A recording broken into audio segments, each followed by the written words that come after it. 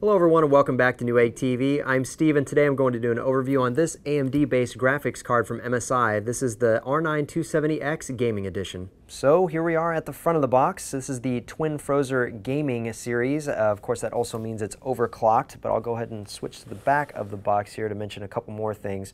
I'll start here with the gaming app. It has three different modes: OC mode, gaming mode, and silent mode. Each one of those change the frequencies, and I'll get into that in a moment when we take the card out of the box. The advanced thermal design, they are using a Twin Froza IV, which has nice 100mm fans on it and heat pipes to keep everything cool. You can see a little graph here telling you how cool it actually keeps it. But we'll move along to the military class 4 componentry that they use, MSI is using in this board. We're talking about high C capacitors, solid capacitors, and I believe super ferrite chokes. Also up here on the top right, we also have our features that this card actually employs. Of course, that includes the GCN architecture, the PCI Express 3.0 times X16 bus interface. But the rest of the information here you guys can see, as well as some of the minimum system requirements.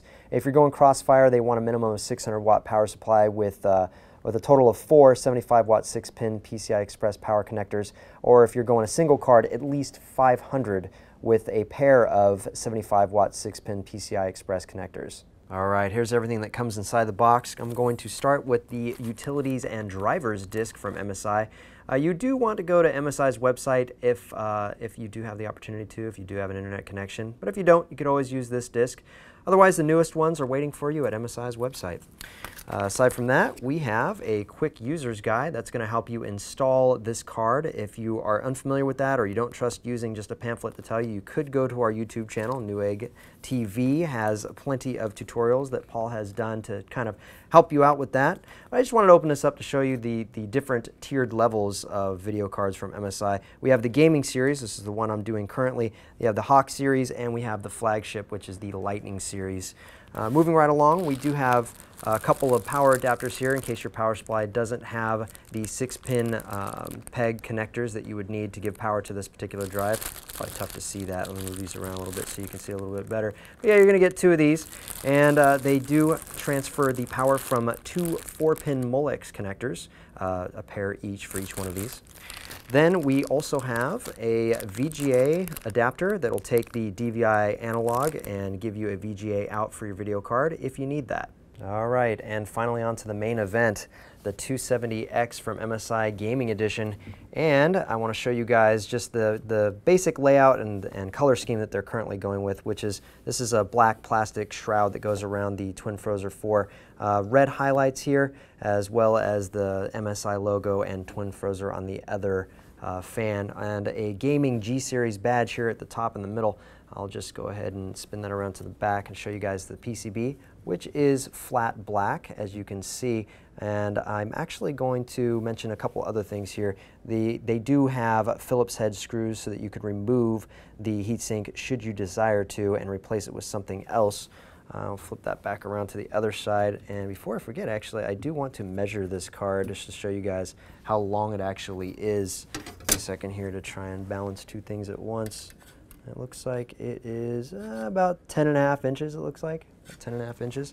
It's the kind of clearance you're going to need to have on the longest point. But besides that, let's talk about the Twin Froza cooler. This has obviously 2 fans on it. These are 100mm fans, and they also have propeller fins on them to allow, I guess, the most efficient airflow that MSI could come up with to blow across the fin array and keep the GPU cool. There are, of course, heat pipes involved in that cooling process. I also want to show you here that there is a small plate that's keeping the componentry cooler, especially the memory. If I spin that around to the side here, I can show you a little bit more. Whoa, that's the wrong direction. You can actually see inside to see some of the capacitors, but I wanted to show you the PWM fan connector that's giving power to both fans. I'll spin that around here just slightly and show you 2 things here. This is the VBIOS chip that's going to allow you to switch back and forth between the different video BIOS types. One of them is better at supporting UEFI, the newer UEFI, than a standard BIOS in terms of compatibility. And then we have the 2 PCI Express power connectors here, both 6-pin, giving power to this particular board. And I'll just slide it over here to the other side where you can actually see we have one of the CrossFire connectors, and that's going to allow you to do SLI with this particular card.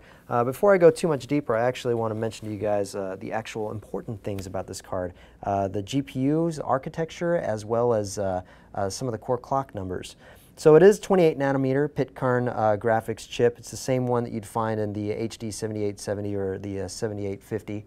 And the shader processors in this one, 1280. You're looking at 32 raster operators, a core clock of 1030 megahertz, and a boost clock depending on which gaming app setting you use for it. If you're in OC mode, you're looking at a boost clock of 1120, gaming mode 1080, and silent mode 1050. Compared that to a stock 270X core clock of 1050. So pretty much you put it on silent mode, you're getting the standard 1050. Otherwise it wants to go to 1030, maybe to give you guys a little bit a cooler card, and maybe to give a little bit more longevity for this particular card. Not really sure MSI's reasoning on that, but we'll leave it up to MSI to explain later in something else. Memory info, we've got 2 gigabytes of GDDR5 memory at 1400 megatransfers per second. That's quad pumped, giving you a total of 5600 megatransfers per second effective memory clock. You're also looking at a 256-bit memory interface and a memory transfer rate of 5.6 gigatransfers per second. I want to mention a couple more things since we are looking at the back of the card here. This is a PCIe Gen 3 connector, and that would provide obviously the newest interface connection. It's also backwards compatible with PCIe Gen 2 and 1 if that's what your motherboard currently supports. And I'll just go ahead and flip this around to show you the I/O. And that is right about there. Sorry about that, Paul. I'm just going to go all over the place on you, man. How you like that? Thank you, sir. So we're looking at the outs here. That's a DisplayPort 1.2, HDMI version 1.4a. We have 2 DVI outs. This is the analog one, and this is the digital one. Okay, everyone, that just about wraps up this overview of MSI's R9 270X Gaming Edition graphics card. If you liked what you saw today, don't forget to click the like button. If you haven't already done so, click subscribe to any of our various YouTube channels, and we'll see you guys soon.